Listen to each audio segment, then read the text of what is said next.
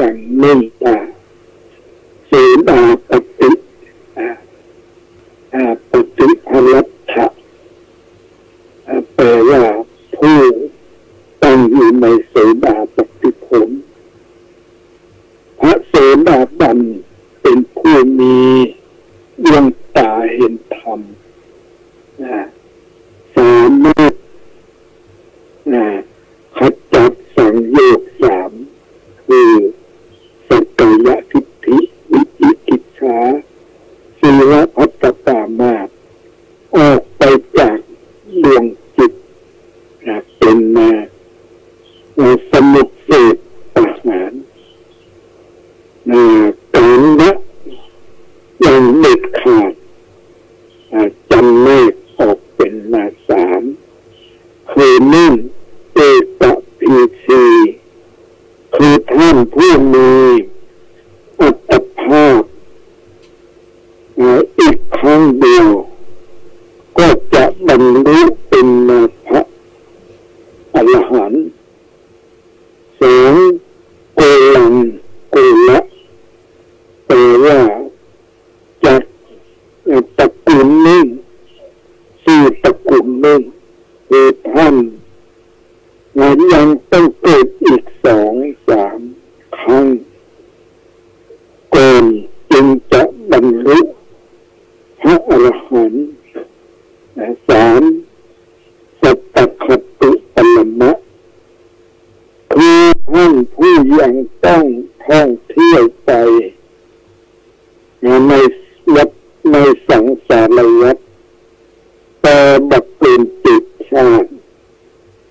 จึงจะบรรลุพระอรหันต์และนิพพานในชาตินั้นผู้ที่กำลังทำความเพียรในขั้นโสดาปฏิบัติจะต้องปฏิบัติตนสี่ประการคือหนึ่งสัพพุริสุปะสังเสวะคบหาสมาคมเป็นคนดี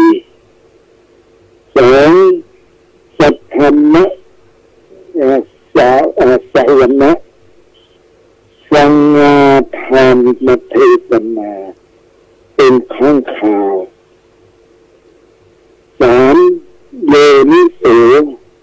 มนสิการละ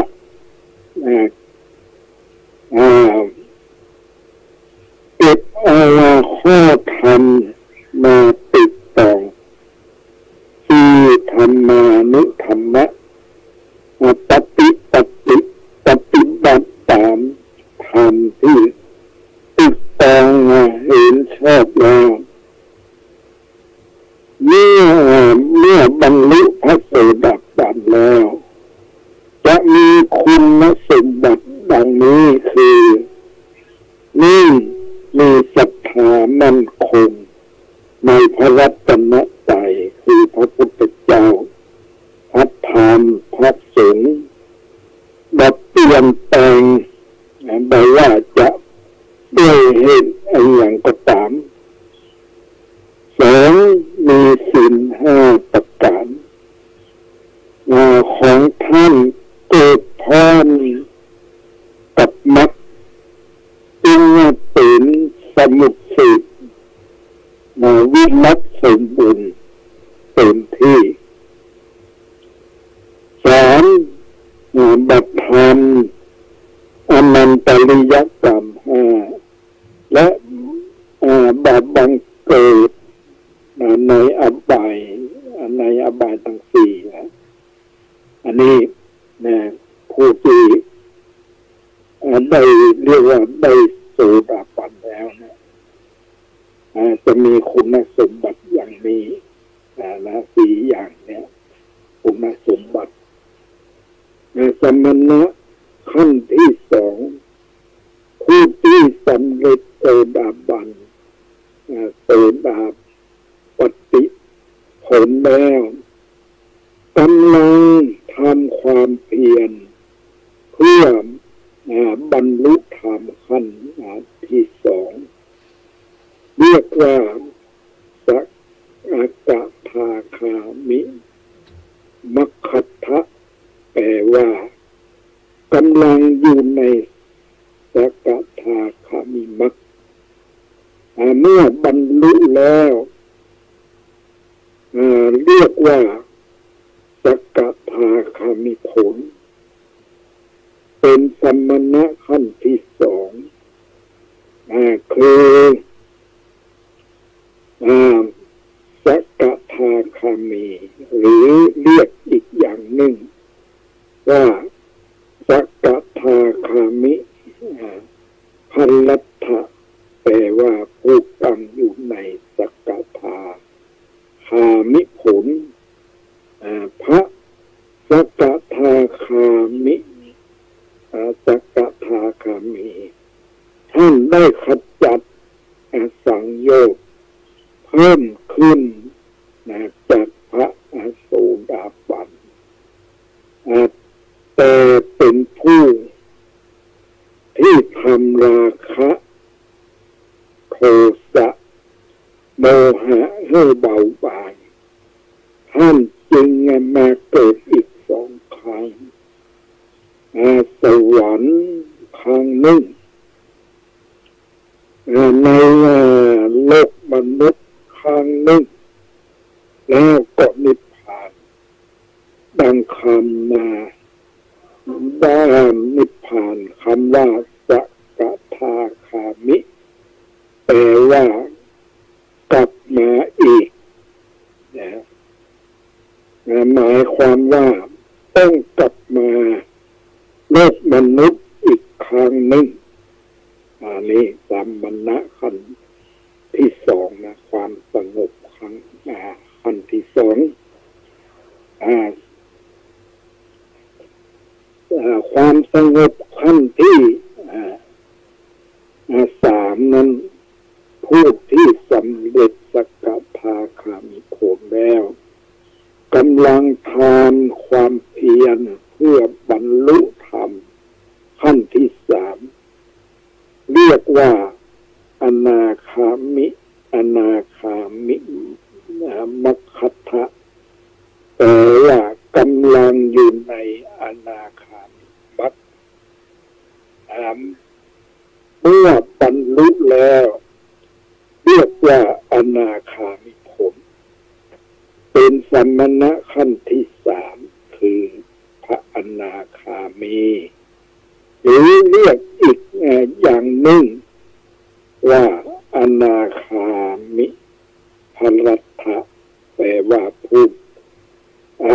ตั้งอยู่ในอนาคามิผลพระอนาคามีผู้เป็นผู้ที่ขจัดสังโยชน์เพิ่ม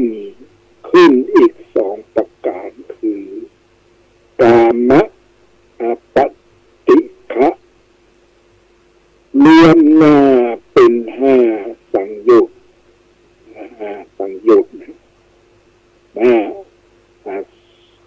โสดาสกิทาอนาคาท่านจะมาเกิดในโลกมนุษย์นี้อีกอนาคามิแปลว่าบักกลับมาแต่จะเกิดที่ขั้นสุดภาวะแปลว่าที่อยู่ของผู้บริสุทธิ์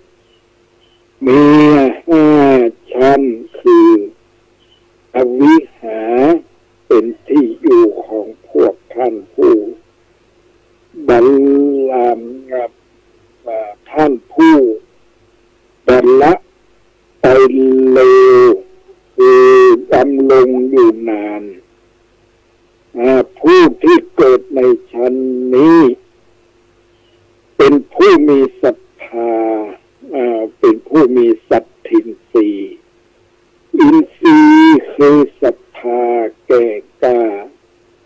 มีอายุนับพันมหากัปสองอัตตตาเป็นที่อยู่ของท่านผู้บัดเดือดร้อนกับ ใครๆผู้ที่เกิดในชั้นนี้เป็นผู้มี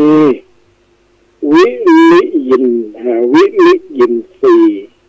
อินทรีย์คือวิริยะความเพียรแก่กล้าเป็น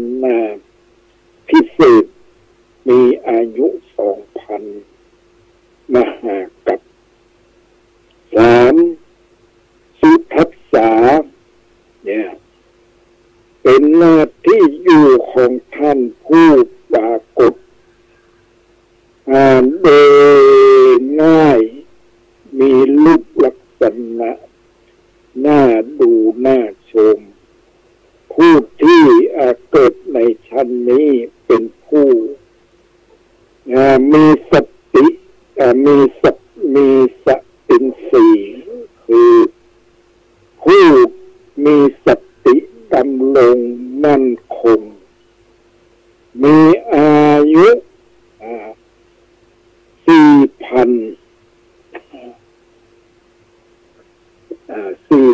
มหากัป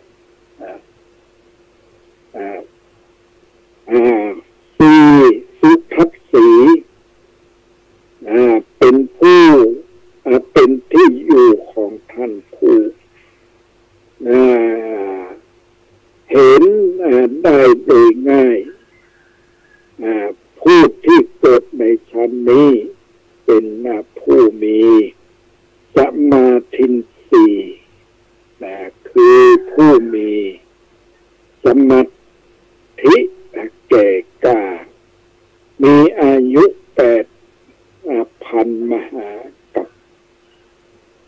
5. อากนิฏฐา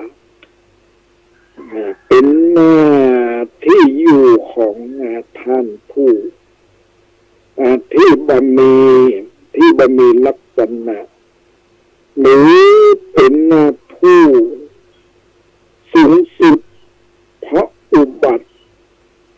ด้วยอำนาจของปัญญาคือปัญญินทรีย์ที่แก่กล้ามีอายุ 16,000 มหากัปพระอนาคามีทั้ง 5 ประเภทนี้เป็นหน้าที่อุบัติในสถานที่นั้นแล้วก็จะนิพพานในสถานที่นั้นเองการนิพพานของพระอนาคามีมี 5 ประเภทคือ 1. อันตลาปรินิพพานีคือหลังจากได้อุบัติในสุทธาวาสแล้วท่านจะบรรลุเป็นพระอรหันต์ในขณะที่อายุของท่านยังบัดถึงกึ่งเช่นอายุไข100 ปีจะบรรลุพระอรหันต์เมื่อก่อนจะครบ50 ปี 2. อุปหัตจะปรินิพพานีท่านจะปรินิพพานเมื่ออายุของท่านเลยถึงไปเลยตึงไปแล้วเช่นอายุไข100 ปีจะบรรลุพระอรหันต์เมื่ออายุ80 ปี 90 ปี 3. สังขารปรินิพพานีท่านจะปรินิพพานโดยใช้ความเพียรพยายามมากอาจจะต้องมีแรงจูง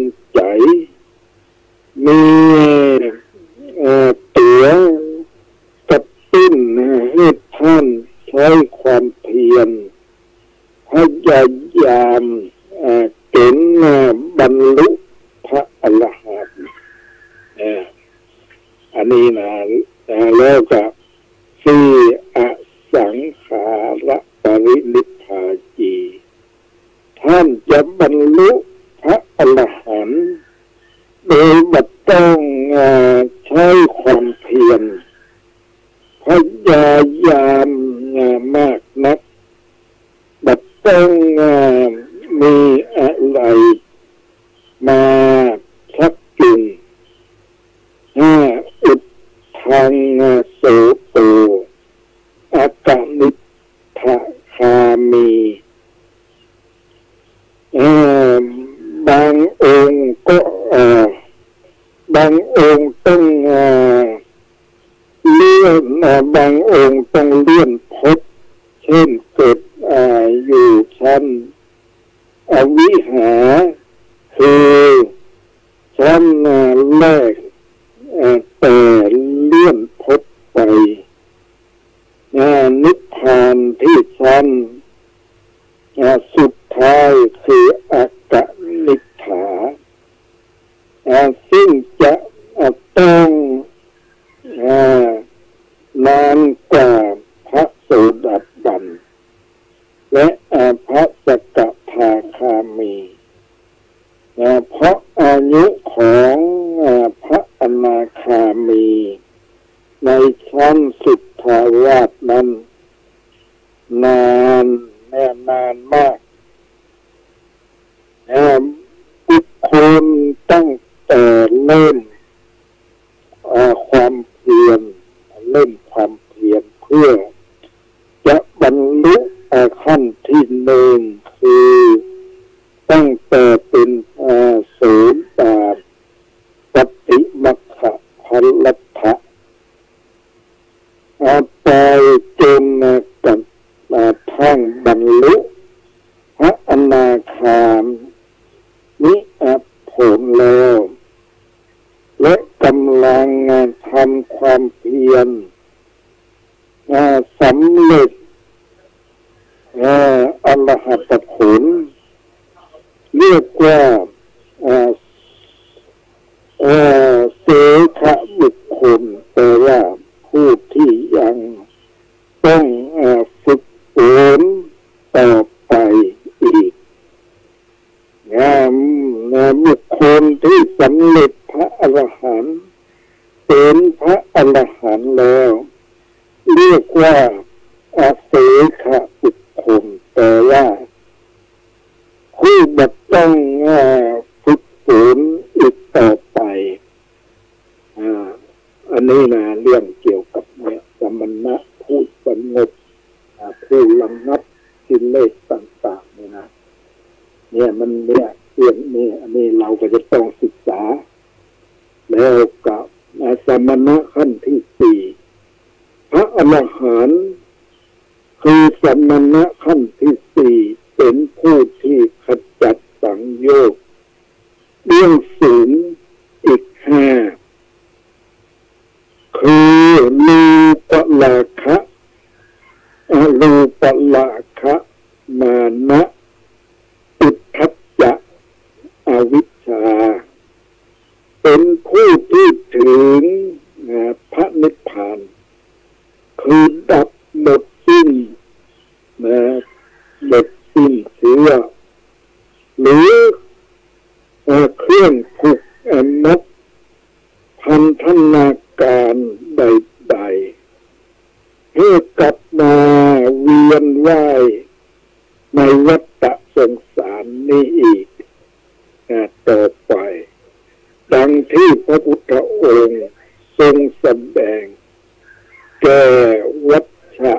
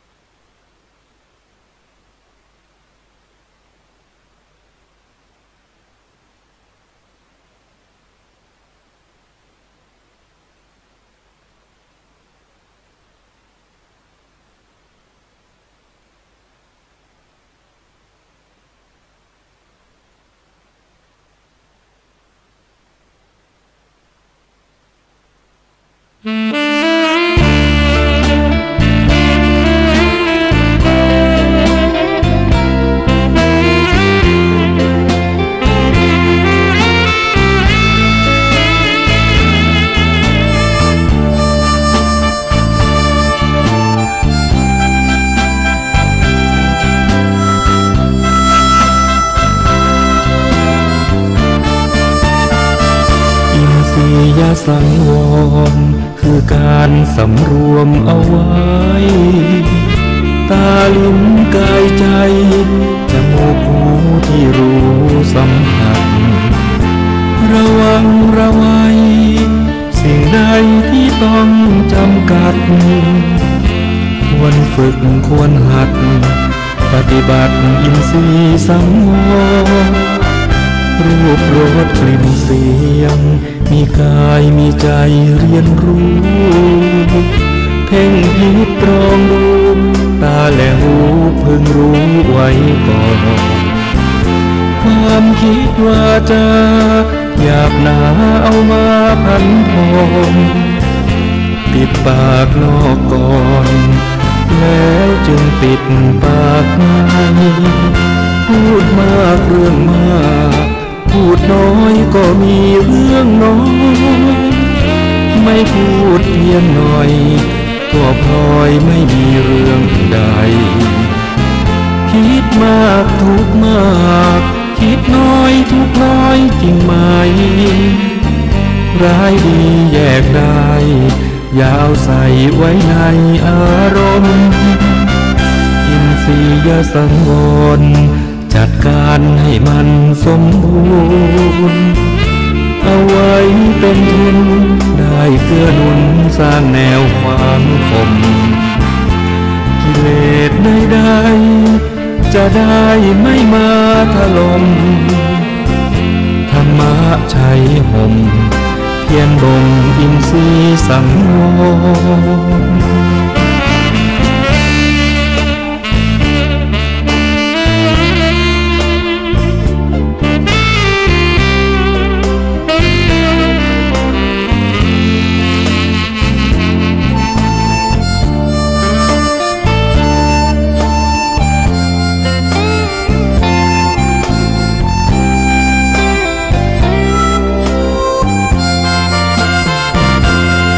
มากเรื่องมา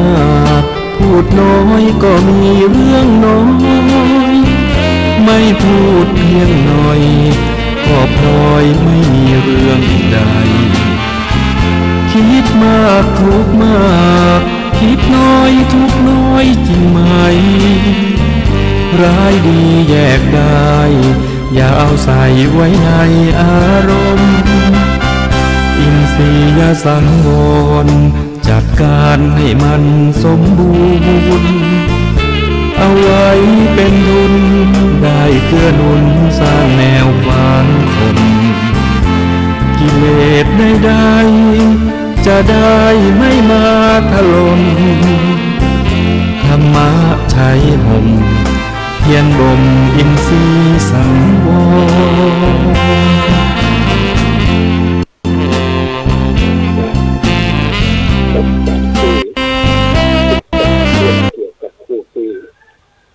สำเร็จเป็นด้านต่างๆนะอันนี้เป็นเรื่องราวที่เราจะต้องศึกษาอันนี้เกี่ยวกับพระธาตุนั้นผู้ที่จะได้ผู้ที่จะเป็นพระธาตุมันจะต้องนั้นนะจะต้องได้คุณธรรมต่างๆได้เนี้ยจังที่ว่ามันนี่นะที่จะเป็นพระธาตุนี่นะอันนี้เรื่องนี้เราจะต้องเอามาศึกษาเอามาพิจารณาแล้วข้อ3เนี่ยสารพิญโยผู้ได้อภิญญาพิญญาแปลว่าปัญญาเป็นเครื่องอย่างรู้จำแนกเป็น6ประการคือ3.1วิธีแสดงฤทธิ์ได้เป็นคนเดียวสามารถเนรมิตให้เป็นหลายคนได้คนเดียวเนรมิตให้เป็นหลายคนได้อย่างล่องหนได้เดินหน้าดินได้ เดินหน้าเดินหน้าผิวน้ำได้เหาะได้เรียกว่าอิทธิวิธี 3.2 ทิพโสตหูทิพอันนี้สามารถฟังเสียงได้ในที่ไกลทั้งเสียงทิพและเสียงมนุษย์เรื่องหูทิพนะบางทีไปจะว่าอย่างนั้นอย่างนี้เนี่ยผู้ที่ได้ทิพจักษุนี่ทิพโสตนี่เป็นจะรู้ได้เป็นจะไขว่าอย่างนั้นไขว่าอย่างนี้เรามาจากคนอย่างนั้นอย่างนี้เนี่ยอันนี้เป็นจะฟังได้นะเรียกว่าทิพโสตหูทิพอันนี้ก็ต้องนั่งดูนะศึกษาดูเรื่องขออภัยค่ะไม่สามารถติดต่อหมายเลขปลายทางได้กรุณาติดต่อใหม่อีกครั้ง The subscriber you're calling is out of service ขออภัยค่ะไม่สามารถติดต่อหมายเลขปลายทางได้กรุณาติดต่อใหม่อีกครั้ง The subscriber you're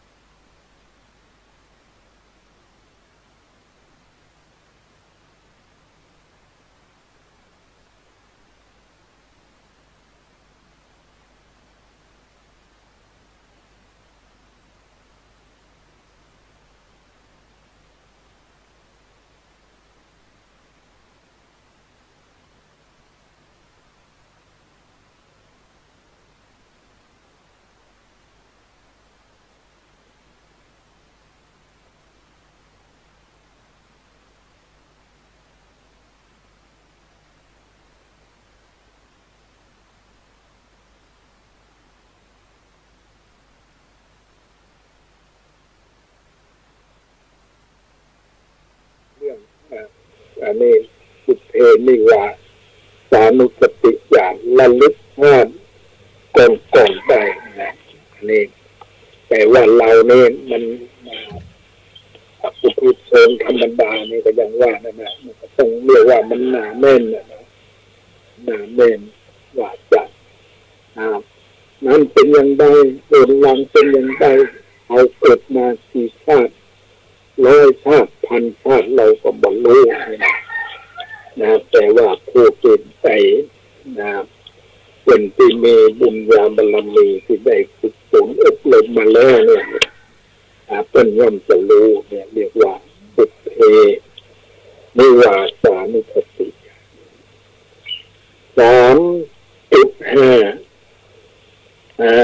ทิพจักษุตาทิพตาทิพคือสามารถมองเห็นในที่ใสทิพจักษุให้มองสามารถมองเห็นในที่ใสอย่างนี้เอาอย่างเขาได้ศึกษาเลยแต่ประวัติของครูบาเจ้าศรีวิชัยเนี่ยแล้วว่าเป็นได้อันนี้เดี๋ยวกำลังออกอากาศอยู่นะกำลังออกอากาศอยู่เดี๋ยวก็รอเนาะ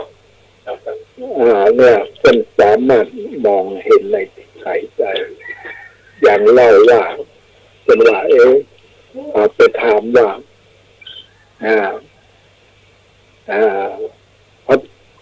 ครูบาจะมากัดเชียงใหม่นะเนี่ยที่อันนี้อย่างเขาจะได้ยินดีว่าเป็นว่าอย่างนี้ทำน้ำไม่จริงมันอะไรขึ้น พิ่นจะมาขึ้นมาเชียงใหม่นี่แต่ว่าอันนี้นะเพิ่นก็พูดไว้ก่อนแล้วนะแต่ว่าภายหลังมาครับเนี่ยเอารูปของเพื่อนขึ้นมาเอาหุ่นของเพื่อนขึ้นมาอันนี้ก็เป็นเรื่องราวที่ว่า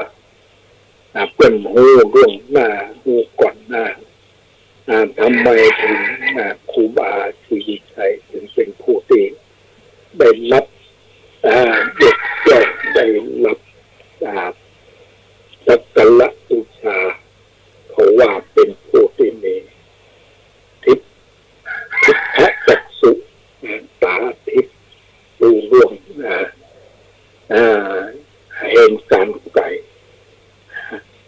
3.6 สวัสดิ์ขยายฌานรู้ธรรมอาสวะให้สิ้นไป